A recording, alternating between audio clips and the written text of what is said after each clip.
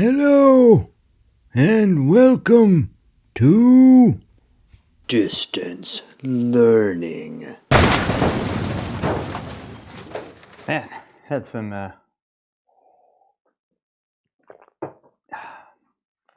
excitement. Didn't know where one of my windows went. It was, tell you, shit got real. We're going to talk a little bit about the portrait assignment. Couple of things. We're going to try and make a print for this. You may ask yourself, Brad, how's that going to work? And to you, I say, don't know. You will need to figure out a place to make a print. I'll put together a list of some possible online places. There are some that are out there. Excuse me. You'll need to sort of build in time to be able to make that print. Are you going to send the print to me? No, you're not. That seems dumb. You'd send it to me, I send it back to you. The hell's the point? The reason we're making a print is twofold. One, to see the difference between the print and the screen. And then also because, gosh, there's something really fun about having a print. It's just great to be able to see the thing, see it kind of big, looks awesome. It is one of the things that I miss the most about us not being on campus is that we can't go and just print some stuff, right? I mean, big prints, little prints, like, it kills me. But better that than coronavirus coming for us all. So you'll need to make a print. There'll be more on that later. Just keep it in the back of your mind. Know that it's going to cost you some money. How much money? I don't know. Let's say $20, right? Más o menos. What else you're going to need to do? You will also need to get a model release. Model releases are probably, for this assignment, like not super necessary, right? You're not putting it in an ad campaign. You're not putting it on the front page of the New York Times. But it is a good habit to get into and something you should do so you know how it works. There is a model release on the website in like shared resources, files, whatever. There's one for a minor where you have to have the parents sign it also, and then there's one for a non-minor over 18 person. So check those out. Make sure you get them signed. It is actually part of your grade. Okay, so portraiture. What's up with that? Let's dive into it, shall we? So there are a bunch of questions that any portrait raises. So this is a series of pictures that I took. They're in a Jewish cemetery out toward Coney Island in Brooklyn. And the thing that drew me to the cemetery, so a lot of the headstones there are in non-Latin alphabets, right? So either they're in Cyrillic, right, which I can't read. I can't read whatever language it's in, but I also can't read the alphabet. Or they're in Hebrew, right, which also I got nothing. So there was this really interesting experience of going into this place where the meaning that was recorded was inaccessible in a way that was more than just like it being in French, right? So it's not just, okay, I don't know what those words mean, right? I could probably sound them out, I guess, but I don't know what those shapes are, right? I know it's an alphabet, I know it's a language of some sort, but I might as well be looking at like runes. And so that was this really interesting experience. You go there and all of these headstones, not all of these headstones, but so many of the headstones had a picture on them, right? Some of them, they're old, they're sort of like a metal enamel thing put on the headstone. Some of them, the newer ones, the image is actually etched into the granite. And so I had this experience of seeing these headstones where, there was a little literal head on them. That was weird. But also where the language, the linguistic part gave me nothing, but there was sort of a photograph there instead. And so starting to think about the differences between sort of the symbolic representations of language and the more direct representations of photography. Anyway, so there's this thing, right? So for a period of time, set period of time between sort of the death of the person being buried and the marker going in, you would get these portraits, 8x10 photographs propped up sort of where a headstone would be in lieu of the actual stone. And that, I bring that up about portraits because it's really sort of, it raises a lot of really interesting issues. So the first one, right, who gets to choose, right? Like that's, you're no longer there. You no longer have ownership, authority over the image. Someone else is like, I think that one where it looks like an idiot, let's use that one, right? Like, right? It's all of a sudden it's out of your hands. So that was something that was really interesting, right? Which image was chosen, right? To whom is the picture addressed? Who is the audience, right? So these are all questions to think about when you're thinking about any portrait, right? Who has control over how the person looks? Who is the audience? If you go to, I don't know, Jim Morrison's grave, just to think of some dead musician that maybe everybody's heard of, or a Beatle, right? You go to a Beatles grave. I don't know how many there are. Probably a bunch of them are dead. Oscar Wilde. There we go. Let's choose Oscar Wilde. That makes me feel like smarter. You go to Oscar Wilde's grave. If you were going to choose a photograph to represent him, it would be him at the height of his powers, right? Like that's sort of the classic, the image that we all know, right? That's the picture that gets used in the obituary, right? Whereas these pictures were typically, an image that was toward the end of their life, right?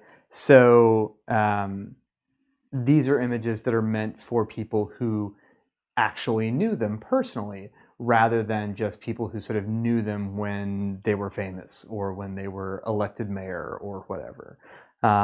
So that's another interesting thing about them, right? Was the way that they raised the issue of authorship and control. They also indicate to a degree who their audience is. And then the thing that I found maybe the most interesting about these is the way that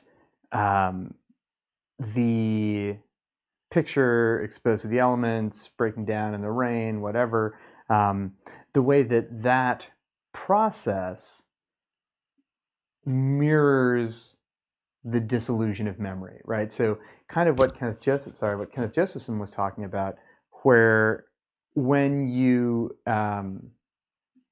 someone dies, right, like you are no longer having these new memories made of them. And so the memories that you have, right, immediately, like a pear on your countertop, that's a terrible fucking analogy, like starts to break down. I mean, it's a pretty good analogy, but it just sort of seems crass.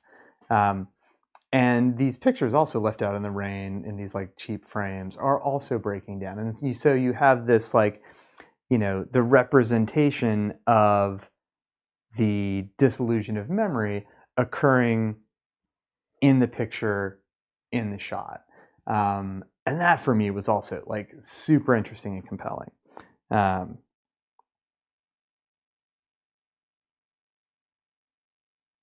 Anyway, you can see a little bit in the background. I don't know if actually you can or not. Just the chin of sort of the photographs that get etched into the stone. Right? Like the relationship that we have to the image, to the photograph is so much different, so different than what we have to words, right? We feel looked at, I feel seen, I feel like I'm making eye contact with whoever this person is. We have an innate understanding of things about them. We have a way to judge them that we wouldn't if there was just text. Maybe the gravestone says like, beloved father or whatever, but you don't know. I mean, you don't know the photograph either, but you can assume, you can guess you can have a feeling about something like that. Cat. There's a cat down there getting in my light.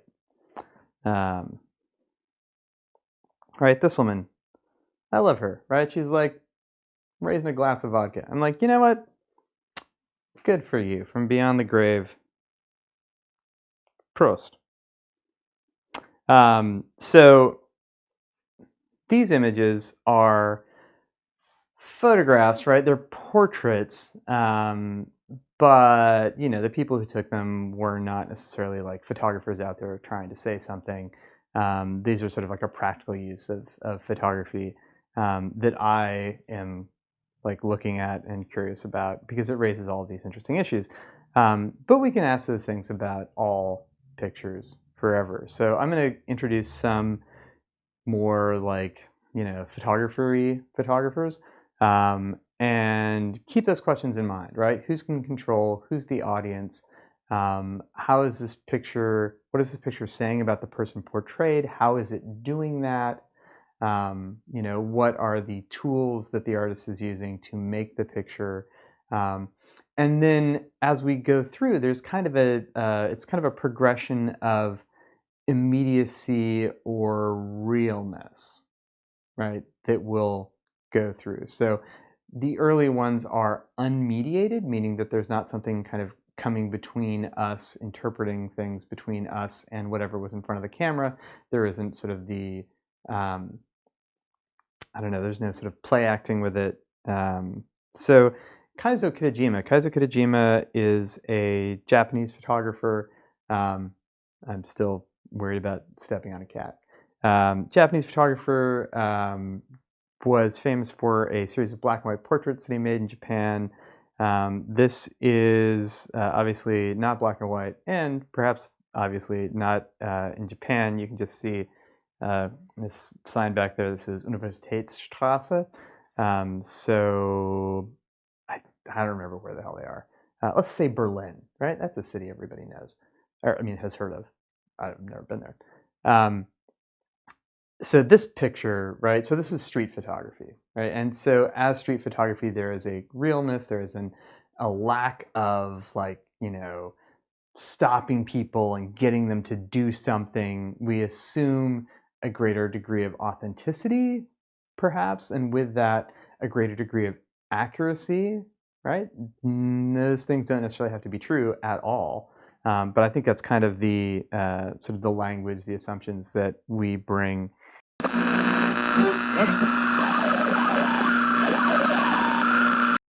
My laptop just died, and now maybe it's back. So in that nanosecond that we just had a gap there, it's very exciting on my end. Kitajima, right? We're talking about him, this woman who is in Berlin who looks remarkably like she is made of plastic, but is not. This is from work that he did in New York. If you ever have a chance to actually look at this work, it's really interesting. He did some weird things where he would print something both in black and white and in color, right? So he'd take the color film and then print it in black and white, which is not a great way to print. It's interesting to think about him as someone coming from Japan to the US, to New York, making these images. The differences between how we see the images and how he might have experienced making the images. To think about oneself going to a culture where you basically have no idea what the hell's going on, and trying to work in that culture, especially as a street photographer, especially as someone who is very like sort of up close to your subjects. It's interesting. Obviously not in New York. This one is in Eastern Europe somewhere. He's worth a Google. He was sort of, I don't know if he was part of the Provoke generation, which was like a big 1960s movement of photographers, with like Iraqi and whoever. But interesting guy, made some interesting work, very unconventional portraiture.